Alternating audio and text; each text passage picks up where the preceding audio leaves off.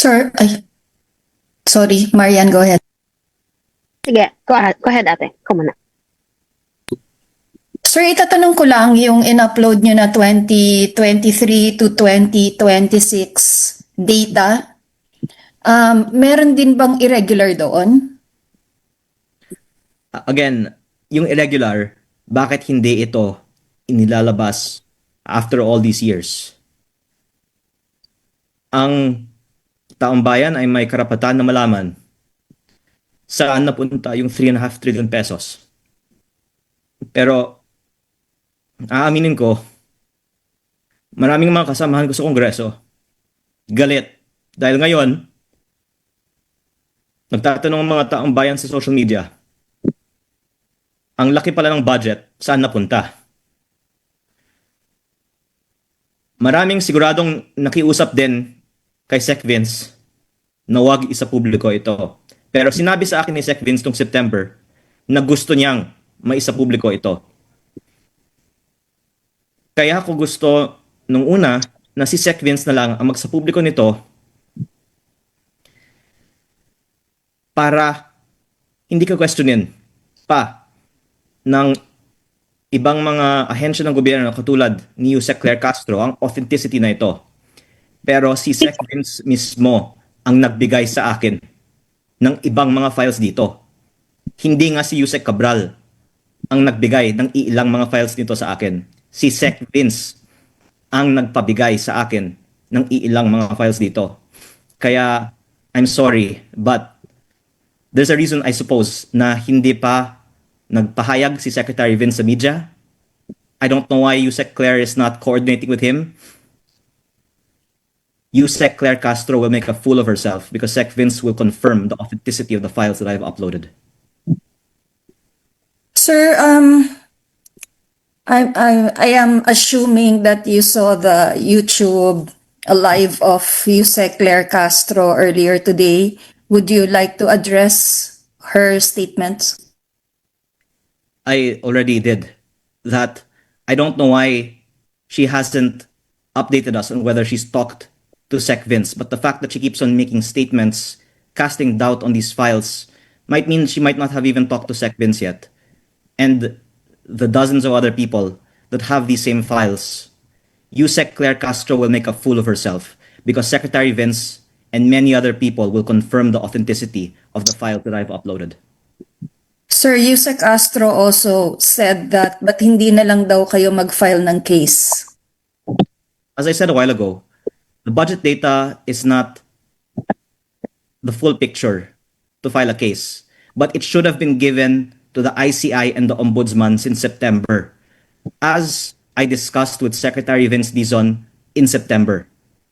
I understood when I talked with Sec Vince in September that the files would be given to the ICI and Ombudsman. And I went to the ICI and Ombudsman in November and showed them the files. I think maybe they don't even know that I did that, but that was already published. It's not my fault if they don't know what I've already published. I showed them to the ICI and the Ombudsman already in November for them to make their case.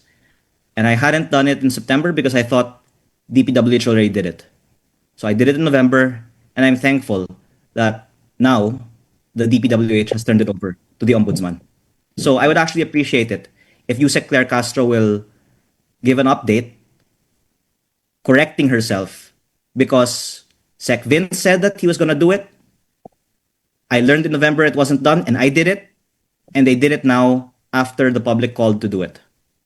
But I hope that they can correct themselves, given that I was saying all these things since November.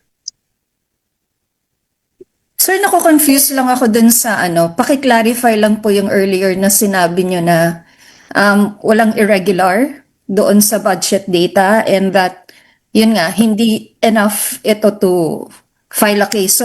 So why is there a big deal on this data? Kung maaari ko pong ipaliwanag. Kung meron 20 billion peso budget ang isang distrito sa isang taon o 60 billion peso budget sa 4 na taon, that's not enough. But it's worth asking. kung ang ibang mga distrito ay may 10 billion at ang ibang mga distrito naman ay may 30, 40, 50, 60 billion, bakit? At saka, ano ba ang status ng 30, 40, 50 or 60 billion pesos na mga proyekto sa isang distrito? Kung substandard sila, baka nagkaroon ng maanumalyang transaksyon. Sino ba yung contractor? Ano ang connection ng proponent sa contractor?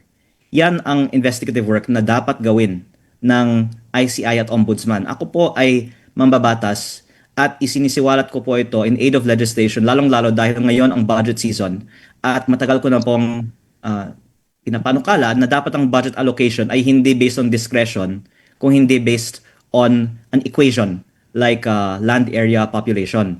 Tulad po ng ating national tax allotment. Dahil pag may discretion, ang aking pananaw ay yan ang nag-give rise sa bentahan ng budget na yun naman din po ay napatunayan. Pero I'll give one example of a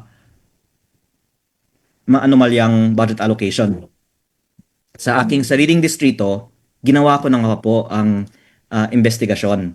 Meron pong mga projects na naitukoy sa mga files ay allocable mula sa district representative. At ang mga contractors ng mga allocable projects, sila ang malapit sa dating representante ng aking distrito. Ang iba ay kanyang mga kinakapatid o inaanak.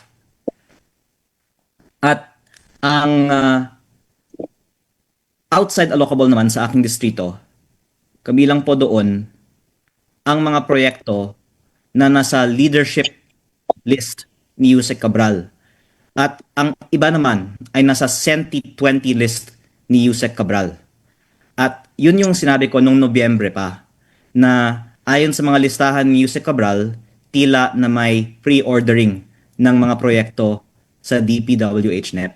So, I gave an example kasi alam ko sa sarili kong distrito, may 6 na proyekto si Congressman Edwin Garjola. 2 sa mga proyektong ito ay nasa leadership. At paumanhin na lang po kung sino man si leadership.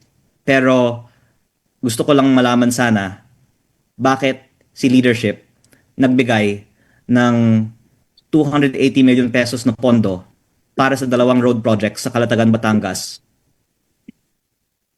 Alam ko po na may 2 road projects na ito. Marami nang pag-uusap sa Calatagan, Batangas kanino ang road projects na to. At sa listahan ni Yusek Cabral, nakapangalan nga ito kay leadership. At meron din 4 na road projects sa Tuy, Batangas na kasama sa listahan ni Yusek Cabral sa Senti 20. At alam ko din po na ang 4 na road projects na ito ay kay Congressman Edwin Garjola kasi siya mismo ay kumausap sa akin tungkol sa mga proyektong ito. At doon ko nakita na may pre-ordering kasi nung August 2024 pa ang listahang ito, tapos na award sa mga kumpanyang konektado kay Congressman Edwin Garjola sa 2025, which gives rise for the ICI and the Ombudsman to investigate potential bid rigging for these 2 projects in the 1st District Engineering Office of Batangas. So, I'm using that as an example for your general question. What are the anomalies in this list? It is the basis for the ICI and the Ombudsman to connect proponents to projects and investigate if there are transactions that result in the budget insertion turning into a contract awarded to a contractor. Sir, did these things also happen in the 2026 budget? Yes. As Vice Chair of the House Committee on Appropriations, what did you do about this? By the way, yung sinasabi kong did these things happen in the 2026 budget insertions that are being hidden from the public, which I will say a bit more about later, have. And the projects have not yet been bid. Kaya baka maraming mga bid rigging ay mas stop pa kung ma-bring to public attention ang practice na ito. Pero may isisiwalat pa ako mamaya tungkol sa mga budget insertions sa 2026. Yes, sir. And I'm just saying, in my own district, we're making sure walang lutuan ng bidding sa DPWH simula ngayon. Pero based on all the data that I've seen and all of the testimonies of people in the first district of Batangas, halos lahat ng mga bids ng DPWH sa aking distrito ay luto. At yun po ay tugma sa sinabi ni former Undersecretary Roberto Bernardo, at bahala na lang po kung gustong sabihin ng iba na iniimbento ko lang ito, na luto ang karamihan ng mga bidding sa DPWH, pero yan po ang aking masasabi ayon sa aking karanasan sa unang distrito ng Batangas. Yes, sir. I reiterate my question na as Vice Chair of the House Committee on Appropriations, what did you do about this? Nagrereklamo po ako bakit hindi natin una isinasa publiko ang datos ng bawat distrito. Kaya nga ibinigay sa akin ang datos na ito. So ako po ay sinserong nagpapasalamat kay Sec Vince kasi noon hindi ito ibinibigay. Nung pumasok lang si Sec Vince, ibinigay sa akin ang datos na ito. Pero sana hindi lang ibigay sa akin, sana maisa publiko. Para makita ng ibang mga congressman din, kasi hindi nga buong kongreso may kopya nito. Pag makita ng ibang mga congressman ito, actually, favorable sa kanila. Makita nila all these years pala, mas maliit ang budget nila kaysa sa ibang mga distrito na mas maliit sa distrito nila. Magkakaroon talaga ng pagbabago sa sistema ng alokasyon ng budget basta may transparency kung ano ang nakukuhang budget ng bawat distrito. So my proposal is that the budget be allocated on an equation of land area and population. You can add other factors too if you want. It doesn't, my point is not what the equation should be. My point is that there should be an equation so that there is no discretion in selling of budgets. So that's what I've been advocating in Congress all this time. And I think that it has been taken into account to some extent, but more so the decrease in the CMPD and the DUPA was one progress that was achieved over the past few months, as you all know. I'm only responding to your question that as Vice Chair of APRO, that's one thing that I hope all of us in Congress can be proud of, na may konting progress naman po. Pero until we're transparent on the budget allocations, I think that there's low-hanging fruit that we can still achieve, which is why I wanted all of this to come out before the ratification of the BICAM. Thank you, sir. Sir? Marian from TV5. So sir, what's clear po is there's nothing irregular dun po sa mga pinost nyo, dun po sa dokumento, Cabral Files. What you're just pointing out is yung halaga po nung prioritization, ano? Yung sinasabi nyo po per district, bakit may malaki, bakit malaki yung pondo na pupunta sa kanila kahit maliit lang yung populasyon, and so on. And that's why you are lobbying. Sigahan after the resignation. And until now, wala rin naman.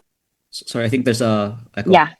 That's why you're lobbying, and yun po yung pinush nyo nung kayo vice chair during the budget deliberations na dapat may equation, ano? There should be an equation. We get that. So walang irregular.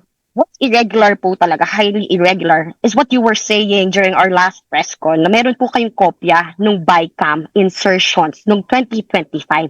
And that's what what we've been asking for po, na sana isa publiko nyo na rin po. And what's stopping you sa paglalabas po nito? Okay, several responses po.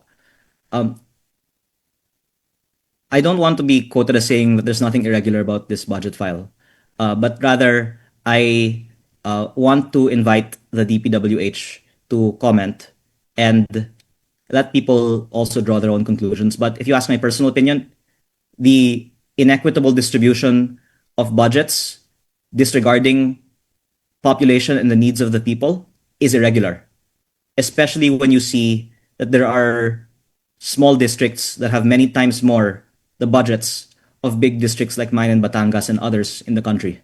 I think it's highly irregular that the DPWH cannot explain why there are some districts that have 5 to 10 times the budget per capita of other districts, and why there is a correlation na nagkakataon yung distrito na may malaking budget ay distrito na maraming mga contractor. That in itself, in my opinion, is highly irregular.